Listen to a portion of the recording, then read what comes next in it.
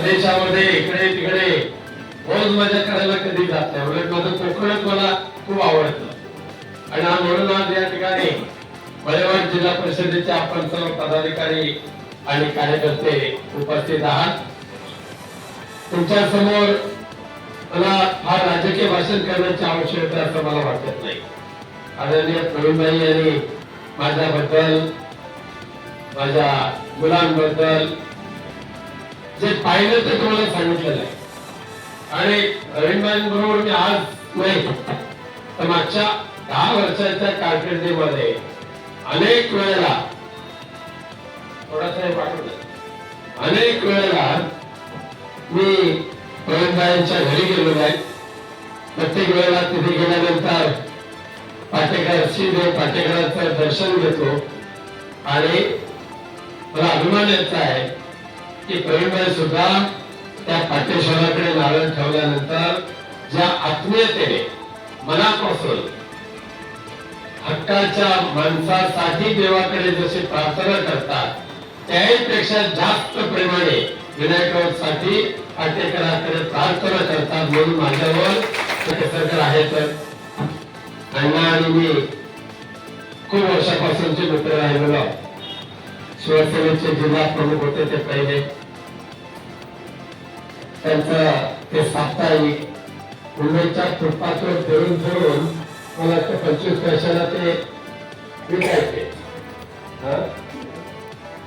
आणि आम्ही सुद्धा मध्ये भेटलो की चालत जायचो. आज योगायोगाने का म्हणजे बाळासाहेब इंदोरचे सम्राट बाळासाहेबांच्या कृपेने लोकसभेचा खासदार म्हणून 10 वर्ष या मतदारसंघामध्ये काम करण्याचं भाग्य मला मिळालं. आता काही विरोधक विचारतात त्यातल्या दीपक भाई काय केलं विनायक राऊतने, काय केलं विनायक राऊतने. दीपक भाईने मला एकच सांगायचं मग मी खरं समजेल. अरे तुम्हाला या जिल्ह्यामध्ये शिवसेनेच्या तिकिटावर उभं करणं त्यानंतर तुम्हाला मंत्री करणं वेगळं क्रीम लेवलचं मंत्रीपद दिलं यासाठी सुद्धा विनायक राऊतने जो पुढाकार घेतलाय ना तो साईबाबांना चांगला माहितीये. तुम्ही विसरलात, तुम्ही बेईमान झालात तर मला त्याच्याबद्दल वाटायचं नाही. कारण देव करो आणि याला चांगली सद्बुद्धी देव असंच म्हणेन मी. पण आता ज्या नारायणरावांचा उदो हे दगड फोडून जिथे जाल तिथे नारायणरावांच्या नावाने दगड फोडणारे एकमेव माणूस म्हणजे दीपकभाई केसरकर. पुढे मागची भाषण काढून आठवा पण नारायणरावांनी दहशतवाद निर्माण केला. नारायणरावांनी दादागिरी करणारे एकमेव माणूस म्हणजे नारायणरावे. त्या जिल्ह्यामध्ये रक्तरंजित राजकारण जर कोणी तयार केलं असेल तर ते नारायण राणे. अरे किती बोललाय आणि ते सुद्धा तसे त्या नियोजनच्या बैठकीतून या नारायण राणेंनी पालकमंत्री असताना दीपकभाईला हाकलून लावलं होतं. मिटिंग सोडून गेले होते. त्यानंतर ते त्यांचा मुलगा त्याने तर सांगितलं होतं ह्या केसरकरला काही कळत नाही, त्याला जर नोकरीला वेळ असेल तर आमच्याकडे 18 वर्षी नोकरी देतो. मी अरे तुला बोलतात मी तरी अवगाव बोलतो. मी अजून माझे संस्कार सोडलेले नाही. मी खालची पातळी नाही घातलेली आहे. मी अवगावच करतो. त्यालाही करतो, नारायण करतो. ते दुसरे कार्टी आहेत त्यांना अवगाव करायची गरजच नाही. हैवानाचे चांगला जायचे परत माझ्या जाऊन इकडे तिकडे बॉम्ब नुसतं भोगतो उडायच्या पलीकडे नाही. पण ज्या नारायणाने ह्यांना घाणेरी वागणूक दिली आणि ह्या दीपकबाईंनी दिवसाचे 24 तास नारायण राणेंच्या दहशतवाद दादागिरी याचा जप केला होता ते आता एकदम एकमेकाला मिठी का काम मारायला लागले. एक आपण कृष्णामावशीचं प्रेम त्यात आपल्या मालवणी भाषेमध्ये म्हणतात हे काय ज्ञान होतं भो आणि एका ज्ञान होती बाय. तशा दोघांना एकमेकाचे आधार मिळाले तसे मिळाले आणि दोघे बोलणार. नारायण राणे सुद्धा तिसऱ्या वेळेला आपल्याला आपटायचं म्हणजे आपटायचं.